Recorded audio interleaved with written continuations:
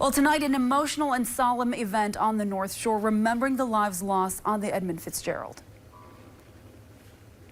Edward E. Binden, First Assistant Engineer. 29 crew members' names were read and honored tonight, paired with the ringing of the ship's bell.